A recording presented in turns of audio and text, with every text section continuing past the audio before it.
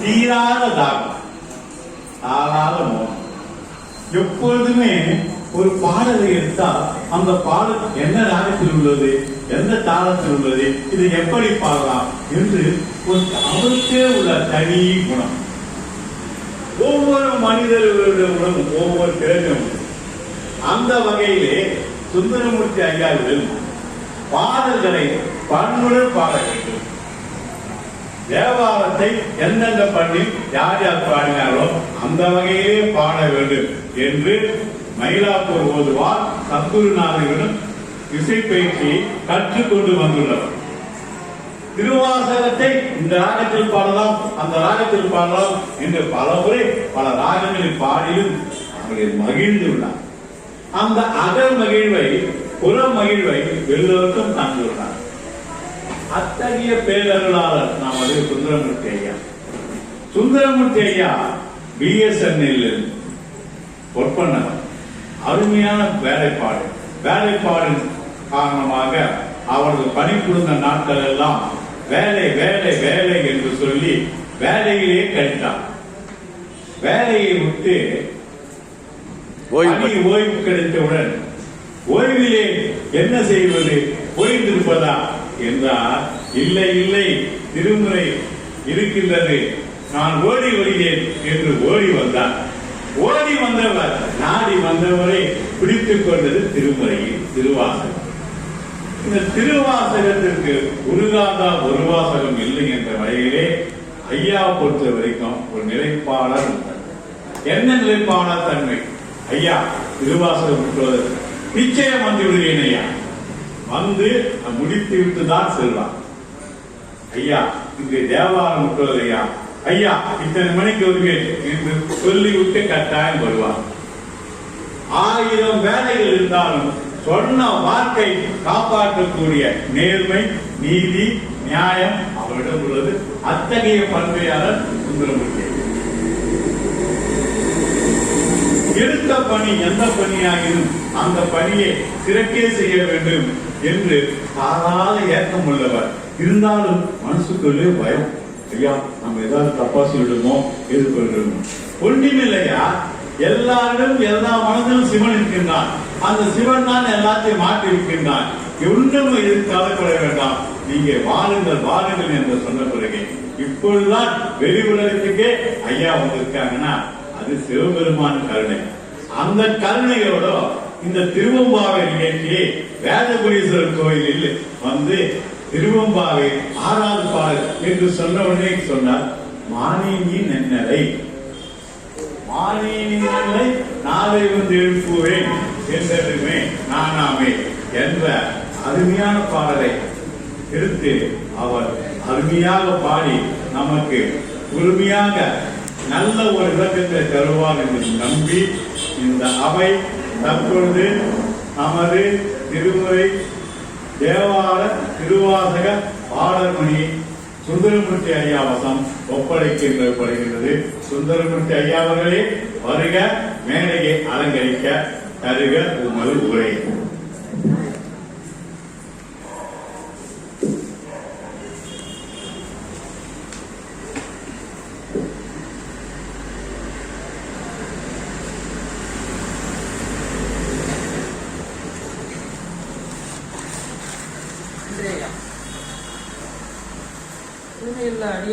அடியார்கள் அனைவரின் பொற்பாதங்களை வணங்கி மைக்கை ஃப்ரண்ட் எடுத்துங்க, ஃப்ரண்ட்ல சவுண்டு கிட்ட வச்சுங்க. ஹலோ. சிவாய் சிவா சிவா ஐயா. ஆனால் 2011 ஓய்வு பெற்ற பிறகு உடனே நான் வரவில்லை. 2015 வரை இரு உலகில் தான் இருந்தேன். ஆதம்பாக்கம் நந்திகிற ஆலயத்தில் பக்கத்திலே சென்றாலும் உள்ளே தரிசிக்க வேண்டும் என்ற அபாயம் கிடையாது. 2015 தான் பிடிப்பு ஏற்பட்டது. அதன் தொடர்ச்சியாக இந்த 5 வருட காலம், என்னுடைய ஆன்மீக வயதே 5. இந்த 5 வருடத்திலும் பல விரோதங்களை கலந்து கொண்டிருக்கின்றேன். அவருடைய அருளால் சில பாடல்களை கற்றுக்கொண்டிருக்கின்றேன். இன்று திருவாசகத்தில் திருவம்பாவை 6வது பாடலை பாடி அதனுடைய பொருளை விளக்க வருகிறேன்.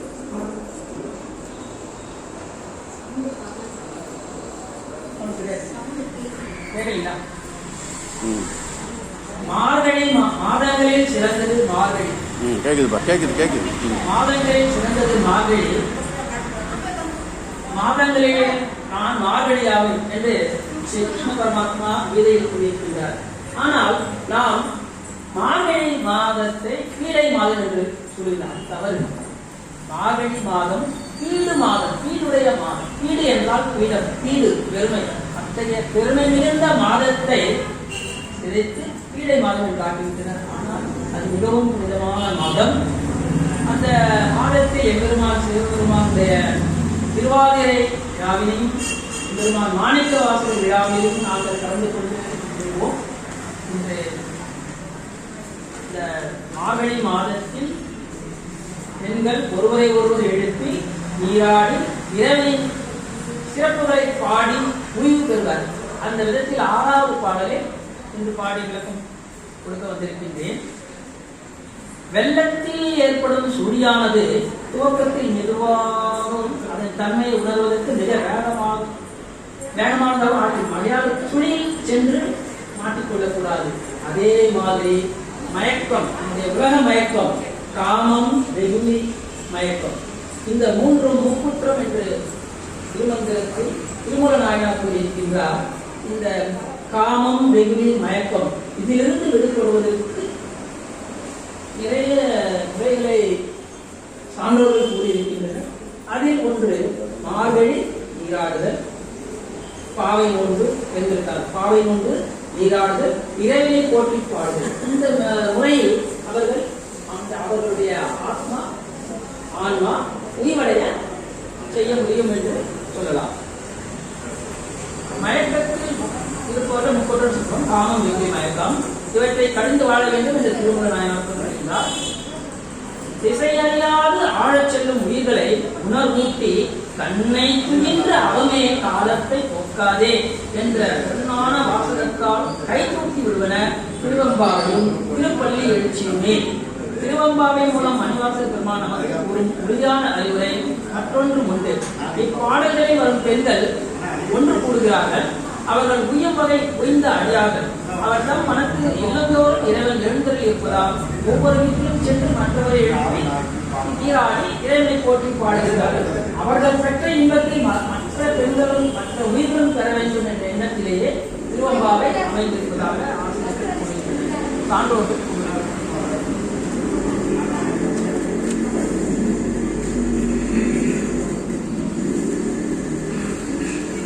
சக்தியை வேண்டது என்று என்னுடைய திருவம்பாவின் ஆரம்பத்தில் பார்க்கலாம். சக்தியை வியந்தது மகளிர் வைகரியில் துயிலெழுந்து ஒன்று கூடி சென்று நீராடும் போது இறைவன் பெருங்கீரை போற்றி மகிழ்தல்.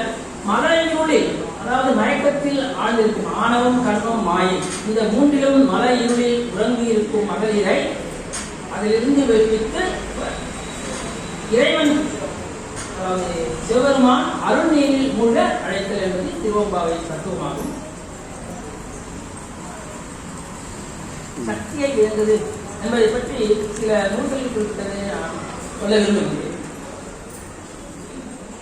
உயிர் முழு முதற் கடவுள் பரம்பொருளாகிய சிவபெருமானை ஒரே தெய்வம் என்று மெய்யுணர்வால் உணர்ந்து ஆனந்தத்து அழுந்தி அதீத நிலையை அடைந்திருக்கும் காலத்திற்கு, அதாவது சிவானந்த பேரினை அடைந்திருக்கின்ற ஜீவன்முக்தர்கள் காலத்தில் சில சமயம் மலவாசனை என்று கூறுவார். மலவாசனை என்றால் பெருங்காய டப்பா இருக்கும். அதில் பெருங்காயத்தை போட்டு வைத்து அந்த பெருங்காயத்தை வெளியே வைத்துவிட்டால் அப்படி இருந்த போதிலும் அந்த டப்பாவில் அந்த வாசனை இருக்கும். அதே மாதிரி ஆணவம் என்ற மலத்தினை அவர்கள் ஜீவன்முக்தர்கள் நீங்க பெற்றிருக்கிறார்கள். அது முழுவதுமாக விலகாமல் சில வாசனை இருக்கும். அந்த மன வாசனையின் காரணத்தால் அவர்கள் கீழே வர வாய்ப்பு உண்டு. அந்த காலத்தில் அவர்களுக்கு துணை இருப்பது 5 எழுத்து. அந்த காலத்தில் அவர்கள் இந்த நிலைக்கு உயர்வடைய செய்த திருவருள் சக்தியை வேண்டு சொல்வர். அந்த திருவருள் சக்தியை வேண்டு சொல்வதில் சக்தியை ஏற்றல் சக்தியை வென்றது என்று ஆசிரியர் கூறுகின்றார். ஆகவே திருவம்பாவின் அடிப்படை கருத்து நீராடுதல். முதல் 10 பாடல்கள் ஒரு தோழி மற்றொரு தோழியை எழுப்பி ஒன்று கூடி, அதன் பிறகு 11வது பாடலிலிருந்து 20வது பாடல் வரை நீராடுதல், நீராடி முடித்து இறைவனை போற்றி பாடுதல், இதுதான் திருவம்பாவின் தத்துவம். அதன் பிறகு 21வது பாடலிலிருந்து 30வது பாடல் என்பது தனியான படிவம், 20வது படிவம் திருப்பள்ளி எழுச்சி, அது அவர்கள் இறைவனை போற்றி பாடுதல். இப்போது நாம் பாடலுக்கு செல்வோம்.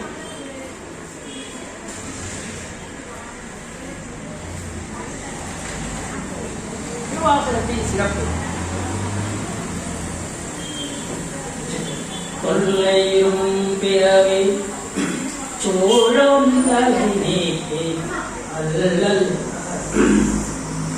அறுத்து ஆனந்தம் ஆகியது எல்லை மாறுவா நெறியளிக்கும் வாதவரை கோன் திருவாசகம் என்னும் தேன். ஒரு பாடல்.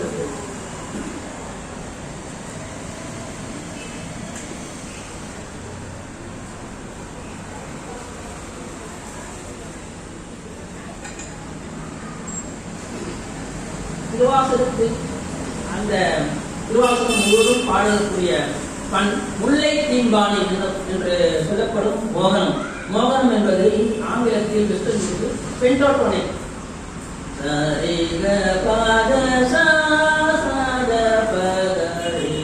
என்ற 5 ஸ்வரங்கள் மட்டுமே கொண்டிருக்கும் அருமையான ராகம். அந்த மோகன ராகத்திலே தான் இந்த திருவாசகம் முழுவதும் பாட வேண்டும். ஆயினும் நாங்கள் முற்றோதையில் அதை கவனிக்க மாட்டோம். எந்த முற்றோதைய ராகத்தில் பாடி இறைவனை மகிழ்ப்போம். இப்போது முதலாவது பாடல்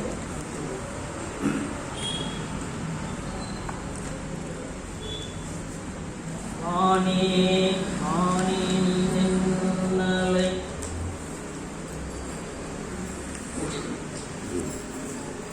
மானே நீ நின்னலை நாளை வந்துங்களை நானே எழுப்புவன் என்றலும்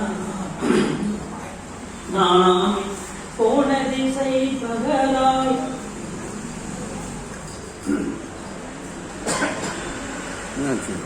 தொண்டை வரல போதா? நீ தண்ணி குடிச்சிட்டே இருக்கு.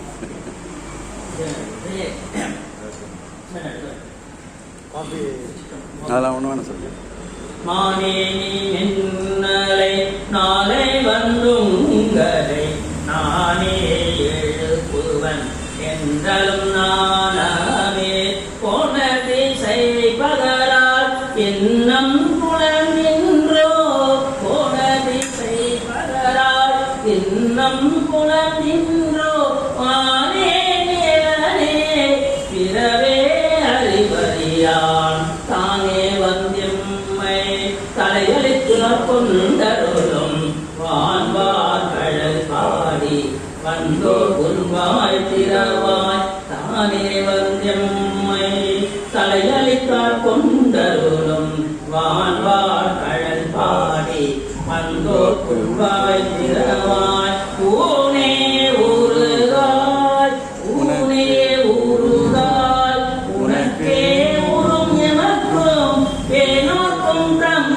கோனை மாடலோர் எம்பாவாய் ஏனோக்கும் தம் கோனை மாடலோர் எம்பாவாய். இந்த பாடலின் ராகம். சார் முதல்ல 1லேருந்து 5 வரைக்கும் அந்த பாட்டையும் பாடுக சொல்றாரு ஐயா. அந்த பாட்டு பாடிட்டீங்களா? முதலாவது பாடல் பூபாலம், அதாவது காலையில் பாட வேண்டிய ராகம் பூபாலம். ஆயினும் மார்கழி மாதத்தில் மட்டும் இந்த திருவம்பாவை பாடலுக்கு பூபாலம் பாடலாம் என்று விலக்களித்திருக்கின்ற சான்றோர் திருச்சிற்றம்பலம். முதல் பாடல் ஆதியும் அந்தமும் எல்லா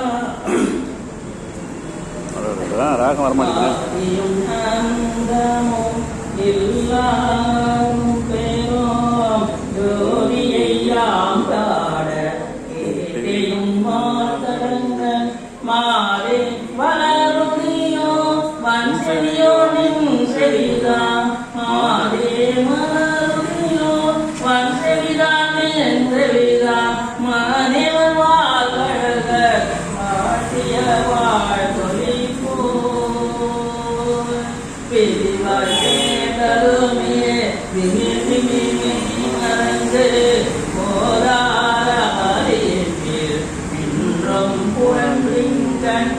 ஏதேனும் ஆகால் பிறந்தால் என்னே என்னே இதயம் தோழி பரிசலோடும்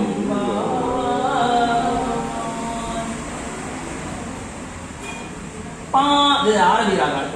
பாசம் பரஞ்சோதிக்கென்பார் இராப்பகல் நாம் பேசும்போது எப்போது இப்போதாரமனேக்கே நேசமுமை தனையோ நேரையானே சிச்சிலையும் சிலவோ விளையாடி ஏசும் இதம் நீரோ பின்னோர்கள் ஓசும் மலர்பாதம் தந்தருள வந்தருளும் ஓசும் மலர்பாதம் தந்தருள வந்தருளும் தேசனும் சிவனோதன் தில்லை சிற்றம்பலத்துள் ஈசனார் கண்பார் யாமரேலோ எம்பாவாய். மூன்றாவது பாடல் முத்தன்ன. இது வந்து சஹாரா என்ற ராகத்தில் பாடுவது. சஹாரா என்பது இரவில் பாடக்கூடிய ராகம், கருணைக்குரிய ராகம், மென்மையான ராகம். முத்தன்னையாய் முன் வந்து எழுந்தன் அத்தன் ஆனந்தன் அமுதனோரே தித்திக்க பேசுவாய் வன்பொன் கடை திறவாய் தித்திக்க பேசுவாய் வன்பொன் கடை திறவாய் பத்துடை பாகுரையே புத்தடியோன் பொன்மை தேத்து ஆட்கொண்டால் சொல்லாதோ எத்தோனின் நன்குடமை எல்லோ மறியோமோ சேத்தாம் அழகியார் பாடாரோம் சிவனை சித்தம் அழகியார் பாடாரோம் சிவனை இத்தனையும் வேண்டும்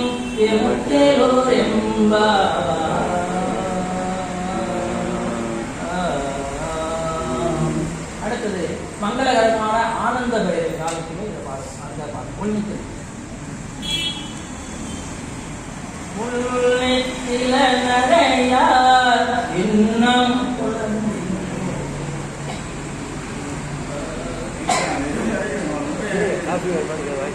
காஃபி வேணுமா சார்? வேணாம், அவர் வெந்நீர் கொண்டு வந்திருப்பார் அவர்.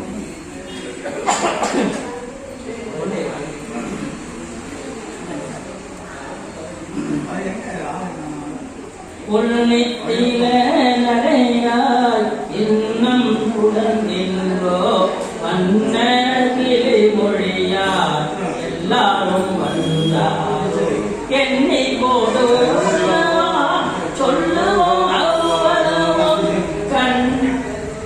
கண்ணை துயின்றாய் காலே விண்ணுக்கு உருமுருந்தை வேத விழுப்பொருளை கண்ணுக்கு இனியானை பாடி கசிந்துள்ளம் உள்நெக்கு நின்றுருக யாமாட்டம் நீயே வந்து எண்ணி குரலில் ஏலோ என்பா மாலை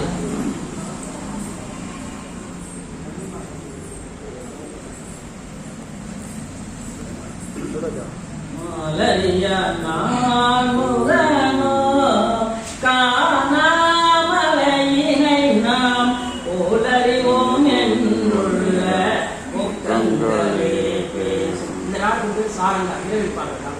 மாலையா நான் முகனோ காணாமலையினை நாம் போலறிவோம் என்றுள்ள முக்கங்களே பேசும். பாலூர் கேவாய் பயிரி தடையாய் ஞானமே பிறவே அறிவறியான் கோலம் நம்மை ஆட்கொண்டொழி கோதாட்டும் சீலமும் பாடி சிவனே சிவனே என்று கோலம் உணராய்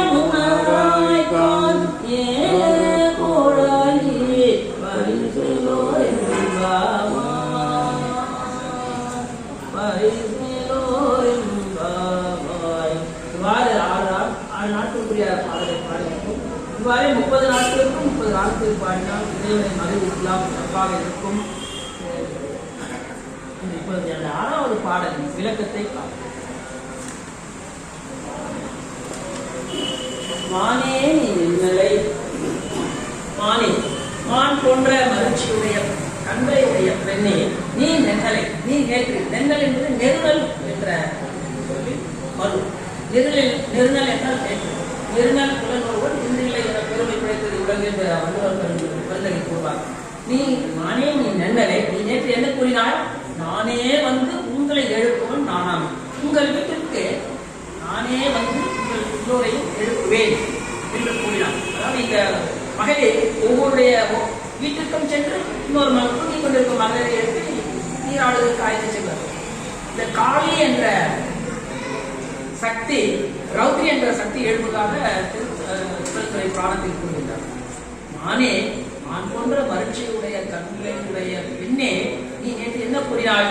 நானே வந்து உங்களை எழுப்புவேன். அப்படி இருந்தால் நானாமே. ஆனால் வெட்கப்படாமல் போன திசை பகராய். நீ கூறிய வார்த்தைகள் எங்கே சென்றன? எந்த திசையில் சென்றன? போன திசையில் பகராய். இன்னும் உறங்கின்றோ, இன்னும் உனக்கு பொழுது விடியவில்லையோ, இன்னும் உறங்கிக் கொண்டிருக்கின்றாயே, கதவை திறக்காமல் உறங்கிக் கொண்டிருக்கின்றாயே, இதுதான் உன் நிலைமையா என்று அவர்களை தோழி அவர்களை பார்த்து நகைக்கின்றார்கள். எங்களை நாளை வந்து உங்களை எழுப்புவன் என்றாலும் நானாமே போன திசை பகராய். என்னுடைய பேச்சுக்கள் என்ன திசையில் போய்விட்டது? அதை பற்றி கவலைப்படாமல் வெட்கப்படாமல் நீ தூங்கிக் கொண்டிருக்கின்றாயே, உனக்கு இன்னும் பொழுது விடியவில்லையா, இன்னும் புறந்தின்றோம் என்று அவனை நகையாடி இருக்கின்றனர். இதற்கு என்ன காரணம்? அவள் மல இருளில் மூழ்கி இருக்கின்றார். அந்த இருளிலிருந்து வெளிப்பட அவளுக்கு தாமதமாகின்றது. சொல்லுதல் யாருக்கும் எளிய அறியவாம் சொல்லிய வண்ணம் சேரும். நேற்று அவள் கூறிய வார்த்தைகள் நானே வருவேன் என்றார். நானே வருவேன் என்று அவர்களை எழுப்புவதற்கு வருவதாக சொன்னவர் வரவில்லை, அல்லது அவர்களை எழுப்பதான் போகவில்லை. இவராக சீக்கிரம் எழுந்து தயாராக அவர்களை வரவேற்று விட்டாலும் நன்றாக இருக்கும். அப்படியும் செய்யவில்லை. அதனால்தான் அவருடைய தோழியர் அவரை பார்த்து நகையாடினர். வானே நிலனே பிறவே அறிவறியும். ஐயா நேற்று நாளறியா நான்கு பாடலில் கூறினார். ஞாலமே விண்ணே பிறவே அறிவறியும். ஞாலம் என்றால் உலகம், விண்ணே என்றால் வானுலகம், பிறவே என்றால் நரகம், கீழுள்ள உலகம் என்று ஐயா கூறினார். ஆனால் நான் என்ற பாடலில் வான் என்பதை உலகத்தில் உள்ள மாணவர்களையும், இளன் என்பதை இந்த பூமியில் உள்ள அந்தனர்கள் என்போர் அறவோர் அந்த அந்தனர்களை எடுத்துக்கொள்கிறேன். பிறை என்ற உயிரினத்திற்கு சிறப்பாக உள்ளது ஆணினம், அதாவது பசு, அதை எடுத்துக்கொள்கிறேன். வாழ்க அந்த வாழ்க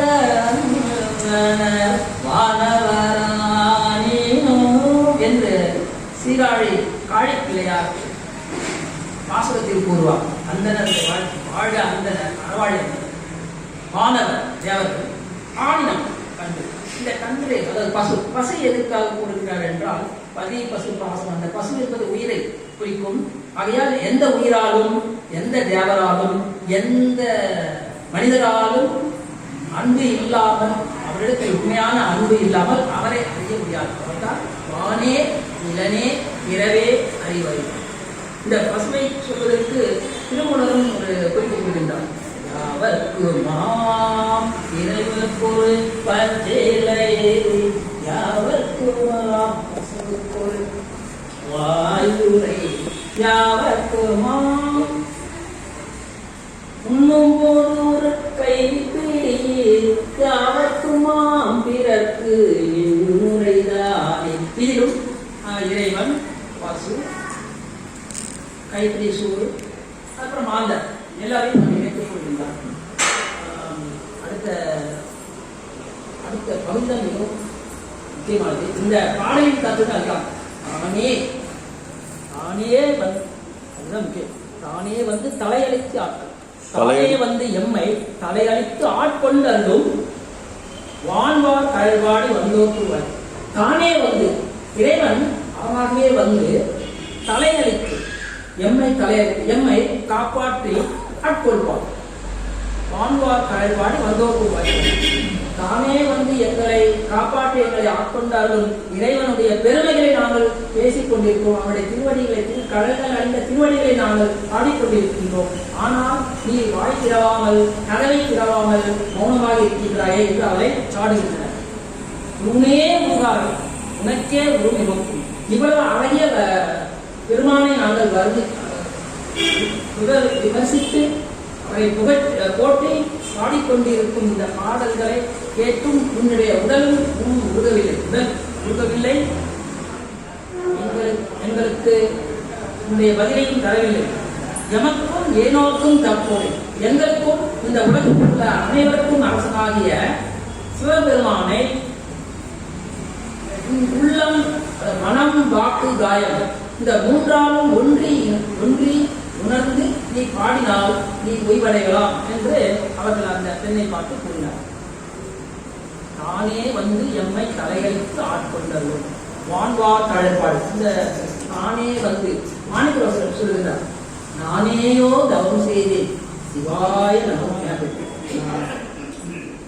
நானேயோ தவம் செய்தேன் சிவாய நமயன பெற்றேன் சிவபெருமான் தானே வந்து எனது உள்ளம் புகுந்து அடியேற்கு அருள் செய்தார். தானே வந்து எனது உள்ளம் புகுந்து அடியேற்கு அருள் செய்தார் என்று திருவாரூரர் கூறுகிறார். தானே வந்து அதிலே தானே வந்து எனது உள்ளம் புகுந்து அடியேற்கு அருள் செய்தால் பூராவின் விரிவாட்டை ஒரு தன்னை தானே வந்து என்பது இந்த முக்கியமான இறைவன் மிகவும் கருணை உடையவன், வெறும் கருணை உடையவன். அவன் தானே வந்து ஆட்கொள்வான். அந்த திவ்ய பிரபந்தத்தை கும்பிட போனவன் யார் என்று கூவிடுவான் கோவிந்தன் என்ற திவ்ய பிரபந்தம் கூறும். தடுத்தாட்கொண்ட செயலை நாம் சுந்தரர் வரலாற்றிலும் காணலாம். சரங்கவி சிவாச்சார மகளை மனமுடிக்க போனது சுந்தரரை அவர் உரிய நேரத்தில் தடுத்தாட்கொண்டு வருகிறார். ஆனால் எல்லோரையும் தடுத்தால் கொள்வாரா? தானே தலையளித்து தானே வந்து தலையளித்து ஆட்கொள்வாரா என்றால் அதற்கு அந்த அம்மா பக்குவப்பட வேண்டும். பக்குவப்பட்ட ஆன்மாவிற்கு மட்டுமே அது கிடைக்கும். சிலருக்கு விரைவிகளுக்கும் சிலருக்கு விரைவிகள் பொருட்டு கிடைக்கும். தலைமறிந்த சின்னம்பி கண்ணப்பருக்கு 6 நாட்களில் கிடைத்தது அந்த பேரு. உண்மையான அன்புடன் அவர் இறைவனை வணங்கி ஆட்சியதான் அவருக்கு கிடைத்தது. சிலருக்கு பல பிறவிகளாகும். ஆணிவாசகர் எத்தனையோ பிறந்து புல்லாய் பூடாய் புழுவாய் எத்தனையோ பிறந்து எய்தொழிலே சொல்வார். மெய்யே உன்னடிகள் கண்டின்று வீடு. கடைசியாக சொல்றார், மெய்யே உன்னடிகள் கண்டின்று வீடு. 32வது வரி சிவபுராணம். எல்லா பிறப்பும் பிறந்திரைத்தேன் எம்பெருமான்.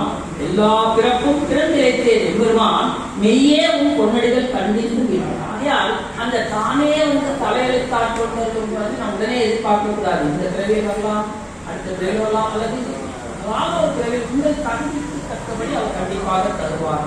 அதனால அவசரப்படக்கூடாது. இந்த பிறவிலே நாம் முக்கிய நினைக்கவே கூடாது. ஏதாவது ஒரு பிறவியை கண்டிப்பாக நமக்கு நம் உயிரை உயிர்வடைய செய்வார் என்ற நம்பிக்கை இருக்க வேண்டும். இன்னொன்று சொல்லுவாங்க, நான் என்ற அகப்பட்டு எனது என்ற புறப்பொற்றியும் விட்டு ஒழித்து நன்மை வந்தாலும் அவர் அதை பற்றி சந்தோஷப்படாமல், தீமை வந்தால் துயரப்படாமல் இருந்தால் இருவினை நேர் ஒப்பு ஏற்படும். இருவினை நேர் ஒப்பு ஏற்படும் பொழுது சக்தி நிவாரணம், அதாவது சக்தி வீழ்ச்சினா நீர் அந்த மாதிரி பானை சக்தி நிவாரணம் ஏற்படும். அதனால் என்ன ஆகும்னா திருவருள் துணை செய்வார். திருவருள் ஆகிய சக்தி அவர்களை சிவனோடு அழைத்துச் செல்வார். அப்போது சிவன் தானே வந்து உருவாய் வந்து அவர்களை ஆட்கொள்வார். இது வந்து சக்தி நிவாதம் ஏற்படும். இந்த சக்தி நிவாதம் பரிவாதம் ஏற்பட வேண்டாம், எல்லாருக்கும் ஏற்படாது. அதற்கு அந்த ஆன்மாவை பக்குவப்பட வேண்டும். எப்படி இந்த பற்றை அறுப்பது அவ்வளவு எளிதான காரியம் அல்ல. பற்றற்றா சேர் பழம்பதி என்று அப்பர் சொல்வார். பற்றற்றான் பற்றினை என்று நாயனார், திருவள்ளுவர் நாயனார் கூறுவார். நம்முடைய திருமூலர் இன்னும் ஒரு படி மேற்கொள்வார். ஆசை அருமை, ஆசை அருமை, ஈசனோடாயினும் ஆசை அருமை. ஏனென்றால் அவர்கள் ஜீவமுக்தர்கள் அந்த நிலையை அடைந்திருக்கிறது கூட சில நம்ம முன்னே சொன்ன மாதிரி வளவாசல் போன சிறிது ஆணவம் இருக்கும். நான் ஒரு அந்த 5 எழுத்தை சொல்லிவிட்டேன் என்று நினைத்தால் போச்சு, அதுவே ஒரு வளவாசல் அவர்கள் செயல் தப்பு. ஆகையால்தான் ஈசனோடாயினும் ஆசை அருமை என்று அவர் கூறியிருக்கிறார். அதனால் அவாவை அறுத்தல் கடினம். அழுக்காறு அவா வெகுளி இன்னாற்றுள் இன்னாங்கும் இழுக்கா இயல்பதரம். ஆகையால் அழுக்காரை அழிக்க வேண்டும். அது ஒரு பொறாமையை விட்டு விடலாம், இன்னாற்றலை விடலாம். என்னை பொறுத்த வரைக்கும் அழுக்காரை இன்னாற்றலாம் ஒரு 95% ஒழிந்து விட்டது. ஆனால் இந்த அவாவும் வெகுளியும் இன்னும் ஒழியவில்லை. ஆகையால் நான் ஒரு 50 விழுக்காடு தான் சிவனடியாக இருக்கிறேன். மீது சாதாரண மக்களாக தான் இருக்கிறேன். இறைவன் என்னை விரிவடைய செய்ய அவரை வேண்டிக் கொள்கிறேன். அதை இன்னொரு வழியும் சொல்லலாம். இந்த மலபரிவாகம் ஏற்பட என்ன வழி என்றால் மடை மாற்றம் என்று சொல்வார்கள். அதாவது ஈசனையே நினைத்து இருக்க வேண்டும். மடை மாற்றம் என்றால் கண்கால் காண்மீங்களோ அப்படி சொல்றாரு நம்முடைய அப்பர் பெருமான். ஆகையால் நம்முடைய கண்களை இறைவன் அலங்காரத்தை சார்ந்ததில் செலுத்த வேண்டும். செவிகளை அவரை புகழ்ந்து பேசும் ஞான செய்திகளை பிரசங்கங்களை கேட்க வேண்டும். மூக்கே முழ வேண்டும். வாய் அவருடைய புகழ் பாட வேண்டும். கால்களால் நடந்து சென்று அவர் கோயிலில் சென்று சுற்றி முழ வேண்டும். நாம் அந்த 5 புலன்களை வேறு செயலுக்கு மறைத்தினால் அது மடை மாற்றம். இந்த மடை மாற்றமும் அவங்களுக்கு எளிதல்ல. நான் முயன்று தோன்றுகிறேன் மடை மாற்றம். சோ மலபரிவாகம் நிறைப்பதில் மடை மாற்றமும் கடினம். அப்பொழுது என்னதான் செய்வது? அன்பு. பிற உயர்ந்த இடத்தில் அன்பு காட்டலாம். அன்பின் வழியிலே உயர்வு, அன்பே சிவம். ஆகையால் இந்த அன்பு நிலைக்கு அந்த முறையும் முயற்சி செய்யலாம். அதுவும் கடினம் என்றால் கடைசியாக ஒரு முறையை திருமூல நாயனாரை கூறுகிறார். அது என்ன என்று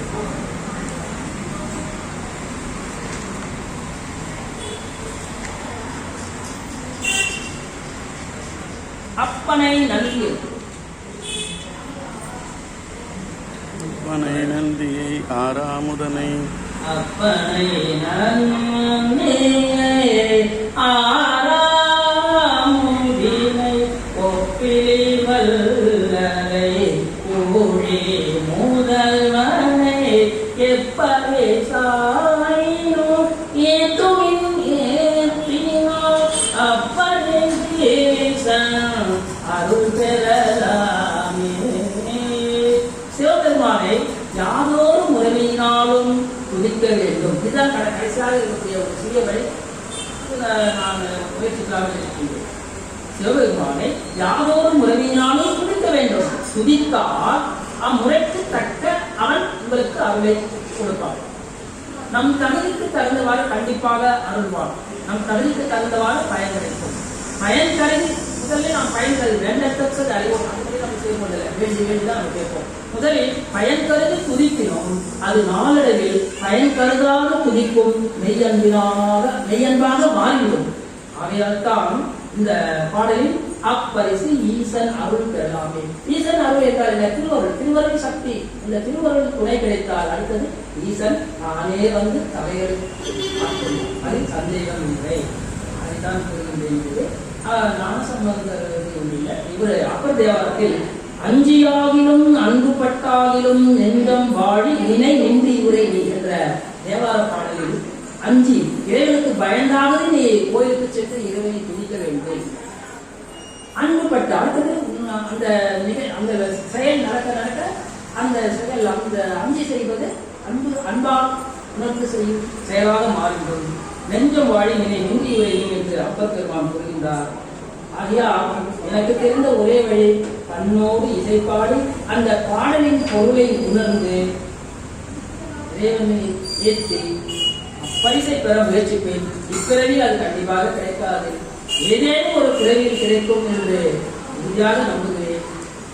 ஈசனை நம்பி இந்த வாய்ப்பளித்த உள்ளங்களுக்கும் குருவர்களாலும் திருவர்களாலும் இந்த வாய்ப்பு கிடைத்தது. வாய்ப்பு கிடைத்த உள்ளங்கள் இவர் பெரியவர்கள் பொற்பாதங்களை மீண்டும் வணங்கி வாய்ப்பளித்தமைக்கு நன்றி கூறி ஆலய நிர்வாகிகள்லாம் சொல்லுங்க. ஆலய நிர்வாகிகள் மகாலிங்க ஐயா, திரு மகாலிங்கம் ஐயா அவர்களுக்கும் இந்த குழுவில் மற்ற பெரியவர்களுக்கும் என்னுடைய வணக்கத்தை நன்றியை தெரிவித்துக் கொள்கிறேன்.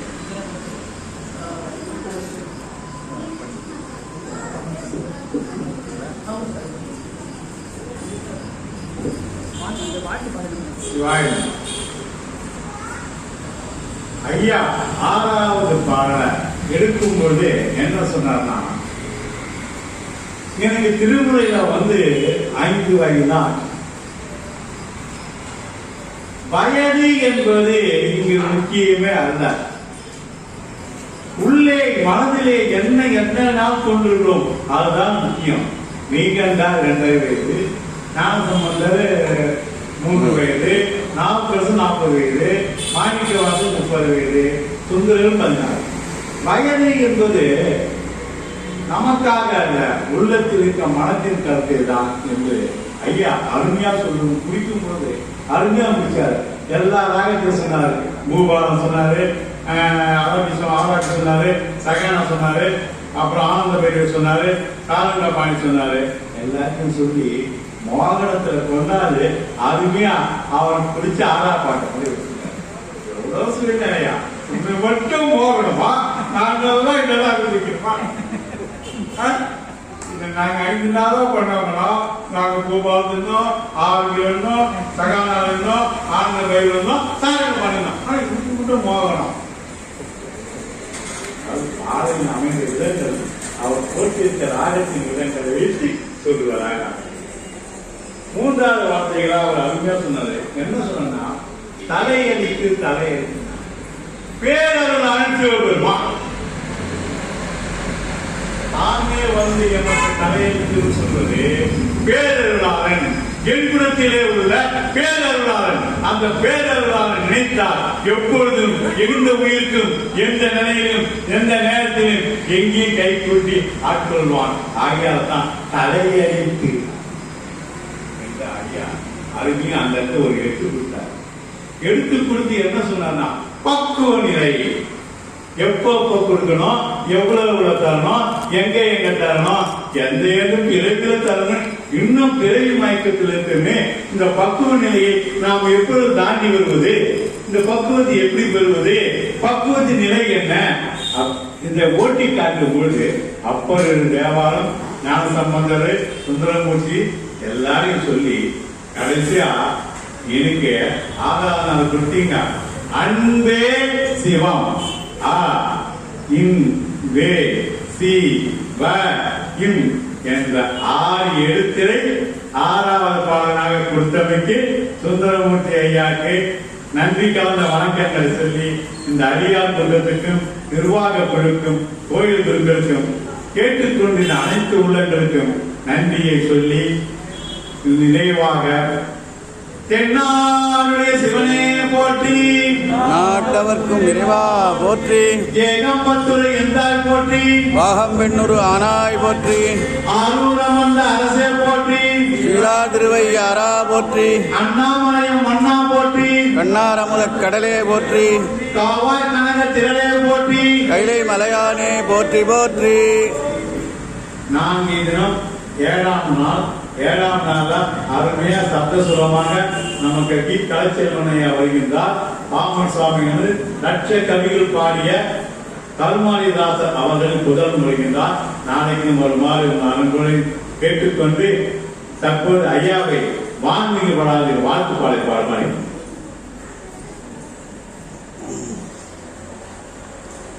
மண்முகில் வளாது மதிவலம் சுரக்க மன்னன் போன்முறை அரசு செய்ய உரைகள் வாழ்க நான் மறை அரண்கள் ஓங்க நற்றவம் மேன்மைகள் செய்வ